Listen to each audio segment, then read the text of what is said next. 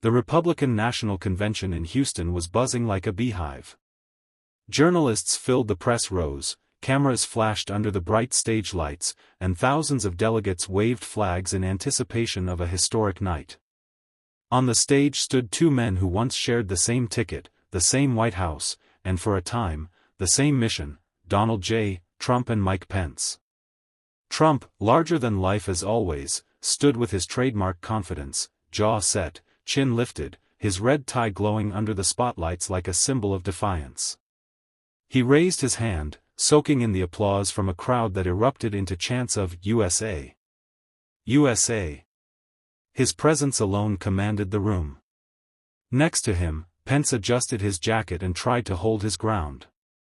Calm, polished, and deeply religious, Pence carried himself with the air of a man on a mission. For years he had been in Trump's shadow, the quiet vice president who absorbed the blows while Trump stole the headlines. But tonight, Pence wanted more than respect, he wanted to prove he could be the leader of the GOP's future. When the moderator introduced the first question, about the future of the Republican Party, Pence seized the moment. His voice steady, his tone measured, he spoke about principles, morality, and returning dignity to the presidency. "We must remember," Pence said firmly, "that conservatism isn't about personalities, it's about the Constitution, faith, and service. Our movement is greater than any one man." The audience listened politely, some nodding, some frowning. Pence's words had weight, but the energy in the room felt muted. Then came the turn everyone was waiting for. The moderator looked at Trump. Trump leaned into the microphone, his face breaking into a smirk. "Mike is a nice guy," he began, drawing laughter from the crowd. "But let's be honest, without me, nobody in this country would even know his name. He talks about principles. I talk about results. And folks, results are what built this country."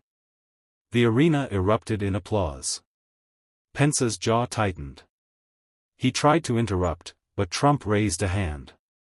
"Mike wants to lecture us about morality. That's fine.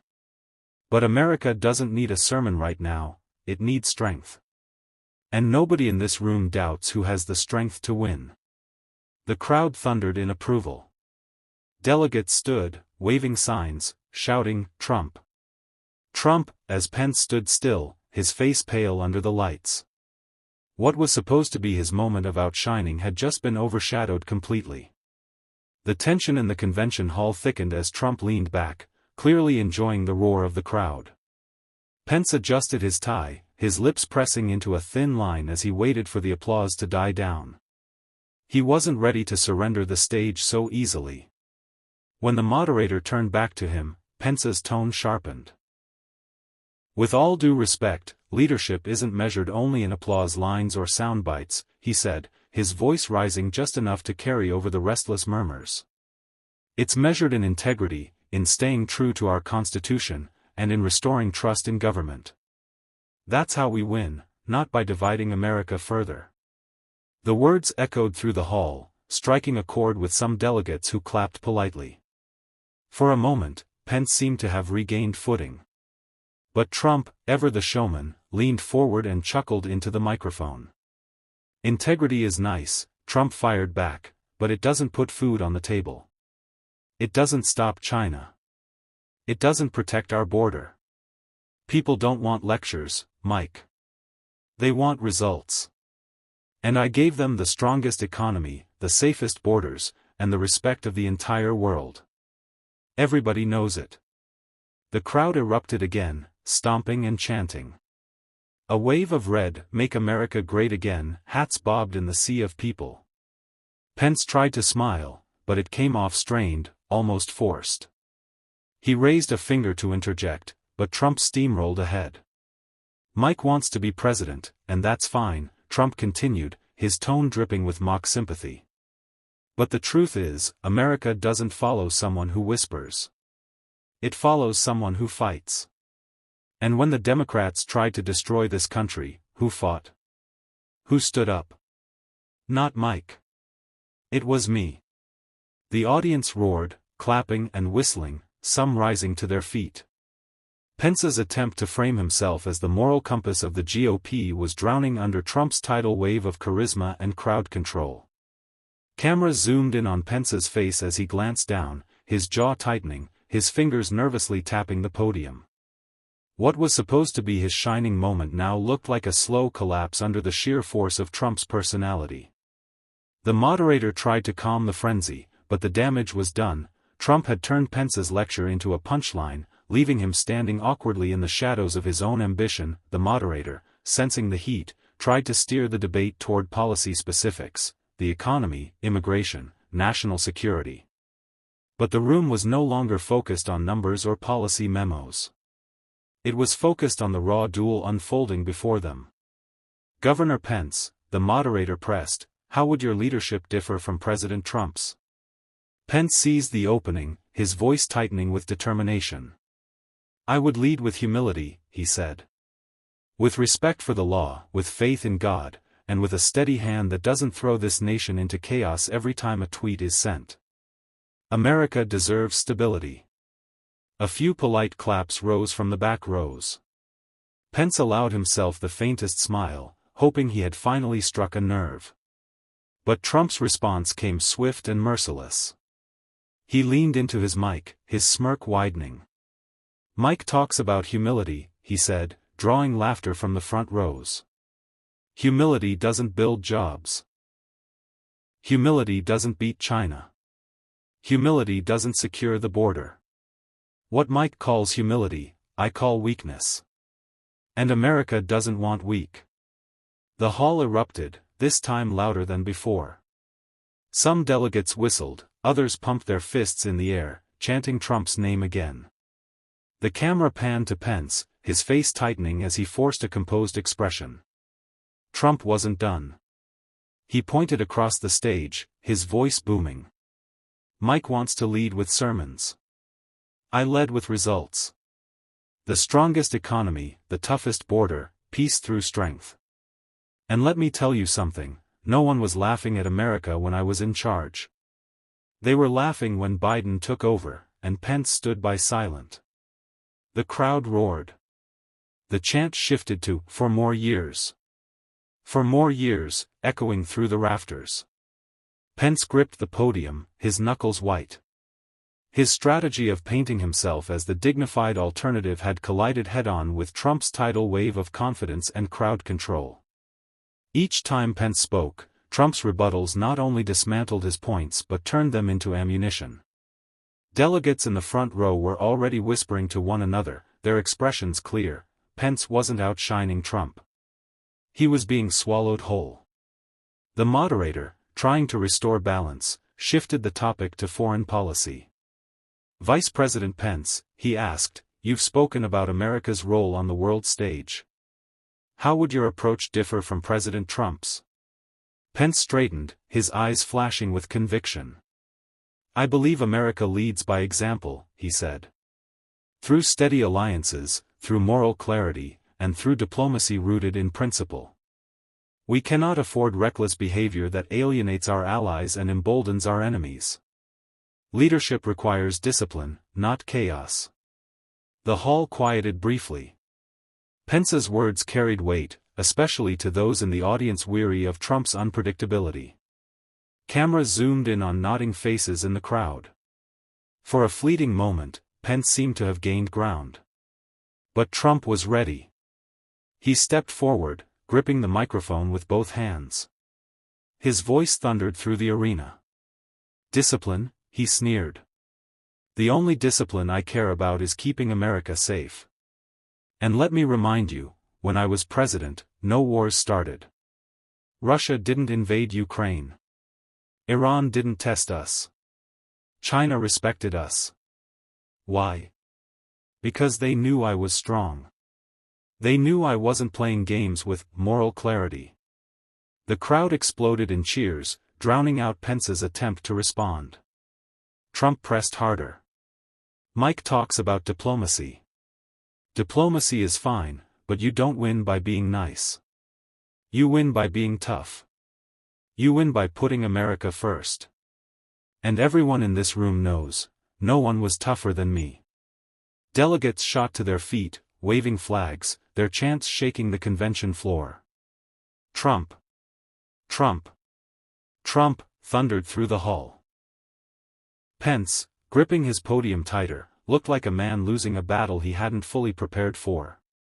As cameras panned across the crowd, the contrast was clear. Trump's defiance electrified the room, while Pence's careful reasoning struggled to find oxygen. As the roar of the crowd echoed through the convention hall, Pence steadied himself. He leaned into the microphone, his voice calm but tinged with urgency. "We cannot confuse strength with division," he declared. "True leadership unites this nation under God. It inspires confidence, not fear. And I believe the Republican Party must be the party of faith, family, and responsibility, not just spectacle."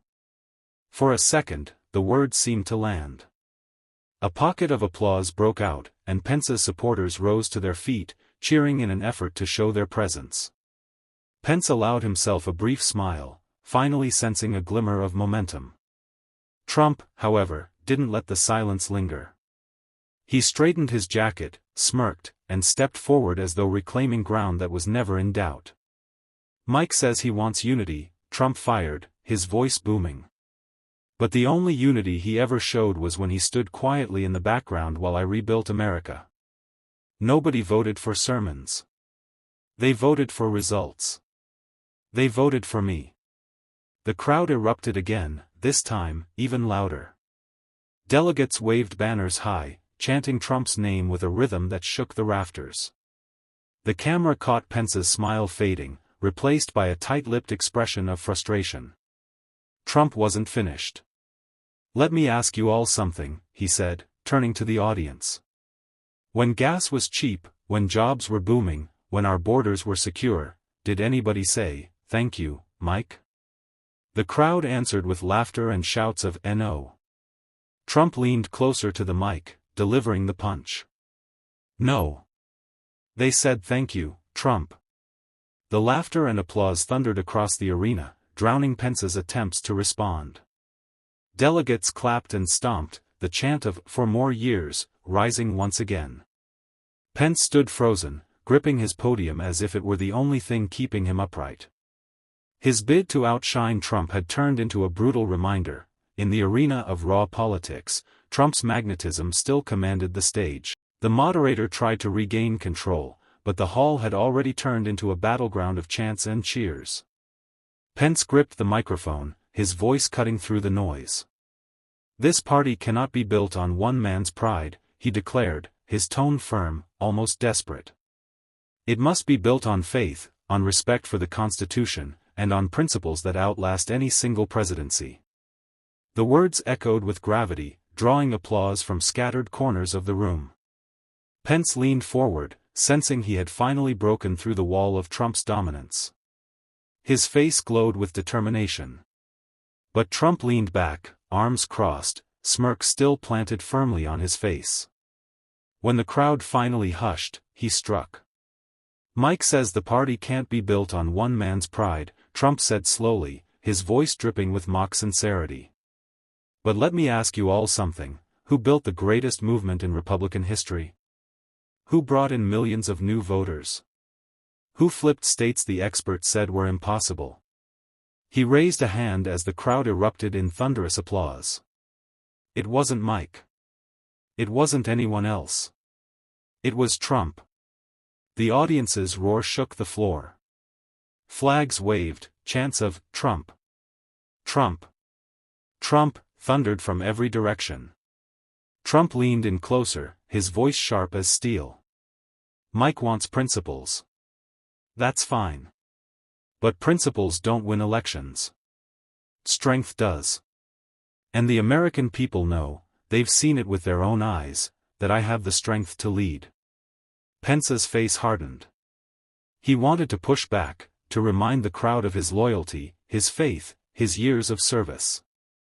But as he opened his mouth, Trump cut him off again with a devastating line. "You don't outshine the sun, Mike," Trump said, gesturing toward himself. "And tonight, you just proved it." The hall exploded. Delegates stood on chairs, clapping, cheering, chanting. Pence froze at his podium, his attempt to claim the mantle of leadership swallowed whole by the sheer force of Trump's presence. The arena still buzzed with chants of "Trump! Trump! Trump!" long after his last line landed.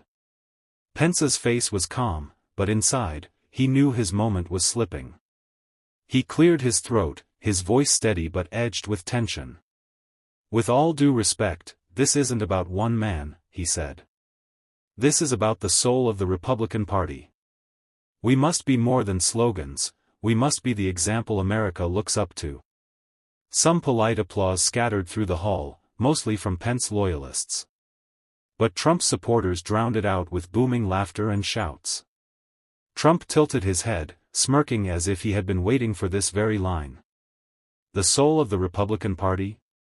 Trump repeated, leaning into his mic, "Mike, the soul of this party is winning. And when I was in the White House, we won. We cut taxes, rebuilt the military, secured the border, and put America first. That's the soul of victory. Not sermons." The audience roared again, stomping their feet. Pence raised his hand as if to speak, but Trump wasn't done. "Mike wants us to be admired," Trump said. "But I'll tell you something, I don't care if Paris or Beijing admires us. I care if Texas, Ohio, and Florida trust us. And they trust me. Everybody knows it." The crowd's energy surged, the chant morphing into "USA! USA! USA!" filling the hall like thunder. The camera zoomed in on Pence's stiff expression as Trump basked in the chants, waving confidently to his supporters. In that moment, the contrast couldn't have been clearer. Pence stood framed as the preacher with principles, while Trump radiated as the fighter with results. And in a political battlefield, results spoke louder than any sermon. The moderator tried to bring the debate back to policy, asking about the economy. Pence leaned forward, seizing the chance. "We must restore fiscal discipline," he declared.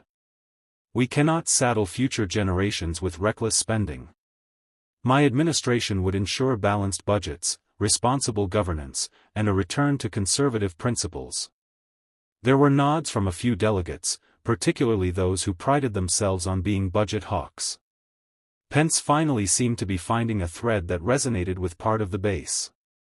But Trump struck like lightning. He raised a hand and cut in with that trademark bluntness. "Balanced budgets are fine," he said, "but you don't balance a budget if your people are broke. Under my watch, Americans had jobs, their 401(k)s were soaring, gas was cheap, and the border was secure. That's not theory, that's results." The crowd erupted again, drowning out the smattering of applause for Pence. Trump pressed the point, his tone sharp and commanding. "Mike talks about principles. I talk about paychecks. Which one puts food on your table? Which one makes America strong? The answer is simple: results win, sermons lose." Delegates stomped and cheered, some standing on their chairs waving flags. The energy tilted entirely toward Trump, leaving Pence visibly frustrated. He tried to interrupt, but Trump raised his voice over him, finishing with a knockout line. "You can't out-preach the preacher, Mike," Trump said, smirking. "And you sure can't out-Trump Trump." The crowd roared like a tidal wave, the chant of "for more years," shaking the walls. Pence lowered his head slightly, his face betraying the realization, his bid to outshine Trump was slipping away with every thunderous cheer. The moderator, sensing Pence was on the defensive, tried to give him space. "Vice President Pence, what makes you the better choice for Republicans moving forward?" Pence gripped the podium tightly, his jaw set. "Because I believe in character," he said firmly. "I believe in restoring trust to the presidency. We cannot keep dividing Americans with insults and spectacle. We need to return to dignity, to principles that make us a beacon to the world. That is what will secure our future." His words drew scattered applause, a few standing ovations from loyalists, but the response felt lukewarm compared to the waves of energy Trump commanded. Still, Pence pressed on, his voice rising with conviction. History will judge us not by how loud we shouted, but by how faithfully we served the people. Trump's smirk widened. He stepped forward, eyes locked on Pence, and delivered his rebuttal like a hammer. Mike talks about history. But history already judged. When I was in the White House, we had the strongest economy, the strongest military, and the most secure border. That's history. That's facts. And facts don't lie. The audience roared back to life, flags waving, chants thundering. Trump raised a hand for silence, then leaned in closer to the mic, lowering his voice into something more cutting. Mike wants dignity, Trump said, pausing for effect. But you don't win wars with dignity. You don't stop China with sermons. You don't protect American families with soft words. You do it with strength. And that's why the American people will never trade Trump's results for Pence's lectures. The arena erupted, the sound deafening. Pence's face tightened, his composure tested. It was clear now, his attempt to seize the spotlight had backfired, and Trump's shadow loomed larger than ever. The hall was electric, the crowd still chanting Trump's name as Pence searched for footing. He raised his hand, his voice steady but almost drowned out. "I will never stop fighting for conservative values," Pence said. But leadership requires humility. It requires listening. And it requires the courage to say what people may not want to hear. That's what makes a true servant of the people. There was a ripple of polite applause, but it was faint against the tidal wave of cheers that had followed Trump's every line. The camera zoomed in on Pence's face, controlled, determined, but undeniably overshadowed. Then Trump moved in for the closer. He stepped to the edge of the stage, pointing toward the audience. Mike talks about humility. But America doesn't need humility right now, it needs strength. It needs power. It needs someone who can stare down China, secure the border, and rebuild the economy.